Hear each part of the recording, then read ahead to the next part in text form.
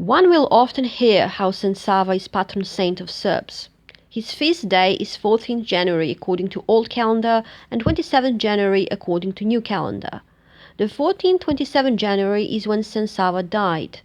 Saint Sava's feast day is celebrated in schools in Serbia.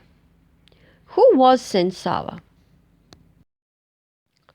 He was born Rastko Nemanjić, sometimes between 1169 and 1174. He was the youngest son of Serbian Grand Župan Stefan Nemanja. Župan is one of traditional Slavic titles. Grand Župan would be the leader of Serbs, usually translated as prince. The whole dynasty was named Nemanjić after Stefan Nemanja. Rastko was raised to become ruler one day. Medieval Serb rulers didn't follow primogeniture. Primogeniture is an exclusive right of inheritance belonging to the eldest son. Stefan Nemanja himself was fourth and youngest son in his family. There are many gaps in historical sources. Serb historians still debate over many details. When I was in elementary school, my history textbook said that Stefan Nemanja was the son of Desa. When I was in high school, the history textbook said that Stefan Nemanja was the son of Zavida. The historical fact is that Stefan Nemanja left the throne to his second son, Stefan. Stories say that Rastko was the favorite child of his parents. He was born many years after his brothers Vukan and Stefan. It is reasonable to think that perhaps Stefan Nemanja wanted Rastko to inherit the throne. In 1190, Rastko was given Zahumlje to rule. He was at least 15 years old or older. Serbs like to think he was extremely young. Rastko ruled Zahumlje between 1190 and 1192. Zahumlje was a medieval principality located in modern-day regions of Herzegovina and Dalmatia. Today this territory belongs to Bosnia and Croatia. This isn't surprising because borders often changed. The year 1192 was crucial in the life of Rastko. Sources tell us that Rastko met monks from Athos. Athos refers to the monastic community of Mount Athos in Greece. Rastko was charmed by the monastic life. He felt the need to leave everything behind. Rastko secretly went to Athos. Sources claim that Stefan Nemanja was furious. He sent his men after Rastko to bring him back. Personally, I think this is just a story for the masses. Stefan Nemanja was very smart and knew how to play the game.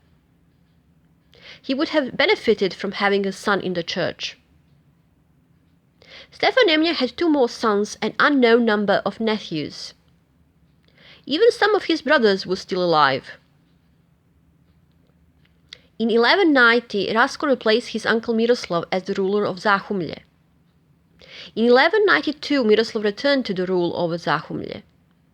This means that Stefan Nemanja could give one son to the church without a problem. Rastko became a monk and took the name Sava. This is usual practice in Orthodox Church. New monks and nuns have to choose new names. Sava lived in Russian monastery St. Panteleimon and Greek monastery Vatopedi, because Serbs didn't have their own monastery on Athos.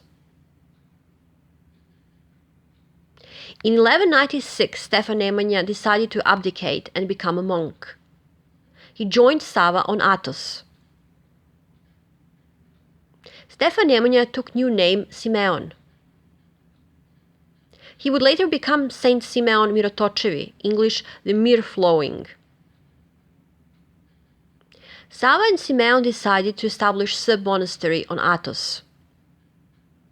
In 1198-1199 they found Hilandar. The new monastery was built on the ruins of the old monastery. Byzantine emperor issued a golden sealed bull gifting the monastery to Serbs. The document says that ancient monastery Hilandaris is given to the Serbs as eternal gift. Hilandar is the only Serb monastery on Athos. Hilandar has a special place in the hearts of Serbs. Many Serb men go on pilgrimage to visit Hilandar. Why not women? Women are not allowed access to Mount Athos. I am fine with this because it is a long tradition. Hilandar is known for wonder-working icon of Theotokos, the three-handed. The icon shows Virgin Mary holding baby Christ and she has 3 hands. The icon is called Bogorodica Trojeručica in Serbian. In Serbian Orthodox Church, Virgin Mary is called Bogorodica, English Mother of God. Trojeručica means three-handed. This icon is considered among most sacred objects in Orthodox Christianity. Simeon died and was buried in Hilandar. His sons Vukan and Stefan fought against one another. Sava left Hilandar with his father's body. Sava reconciled his brothers over their father's body. Saint Simeon was then buried in Studenica Monastery in Serbia. Sava went back to Hilandar but returned to Serbia whenever he had to. Sava managed to have Simeon canonized as a saint. In 1217, Stefan, Sava's brother, became the first Serbian king. He is known as Stefan Prvovenčani, English first crowned. In 1219, Sava established Serbian Orthodox Church. He became first archbishop. Common mistake is that Sava was a patriarch. No, first Serb patriarch was Joannikije in 14th century. Still, Sava as archbishop was the head of Serbian Orthodox Church. Sava was consecrated by Patriarch of Constantinople. Since 1219, Serbian Orthodox Church is independent. Sava wrote Nomocanon, which is often described as first Serb constitution. Nomocanon is compilation of civil law and canon law. Nomocanon regulates legal things in the state and in the church. This is example of symbiosis of the church and the state. Nomocanon is still the highest church code in Serbian Orthodox Church. Sava opened first schools in Serbia. This is the reason why he is seen as patron saint of education, schools, school children. Things were good until Stefan died in 1227.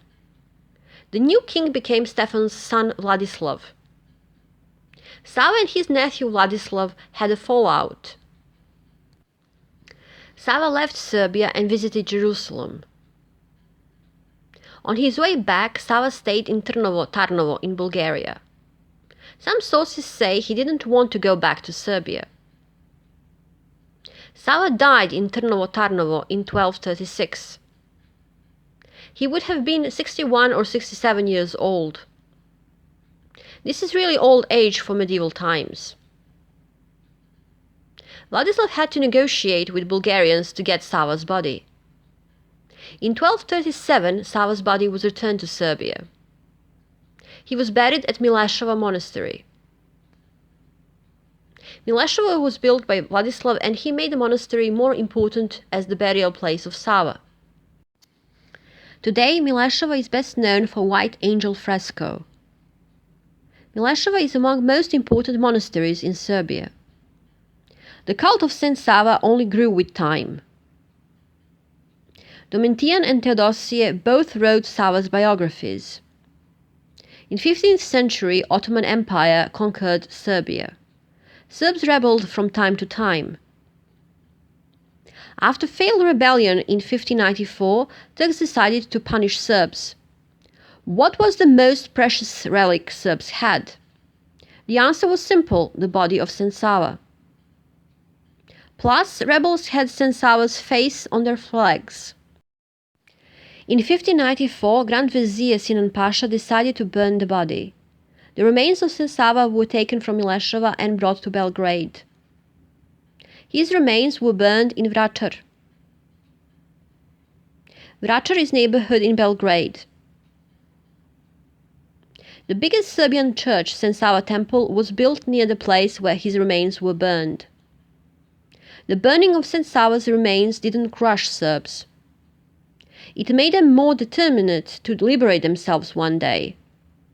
In 1817, Serbs managed to get semi-independence from Ottoman Empire.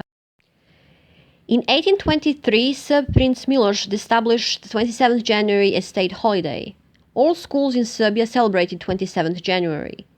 Communists cancelled these celebrations. What did Serbs do as soon as communism fell? They re-established 27th January celebrations. I was in elementary school when we were allowed to celebrate Saint Sava Day again. Parents and teachers were over the moon happy. There was dancing kolo, singing hymns praising Saint Sava, reciting poems dedicated to Saint Sava. Each year since, we had huge celebrations for 27th January. When 27th January was over the weekend, the school would open its doors and we would still celebrate. The best students would get their awards on 27th January. University diplomas are given on 27th January. The nice thing is that every school is given freedom to celebrate Saint Sava however they want. Schools in the areas with non-Serb majority don't have to celebrate Saint Sava. They will not be punished for not celebrating. The cross used in Serbian Orthodox Church is called Saint Sava cross. Svetosavlje is Orthodox Christianity based on the cult of Saint Sava. Today, Serb enemies like to use the word Svetosavlje to describe Serb nationalism and far-right ideologies. This is very malicious interpretation of the word. How can they blame Saint Sava for Yugoslav wars that happened 750 years after his death? It's like blaming Christ for crusades. Haters will hate and Serbs will celebrate Saint Sava's Day.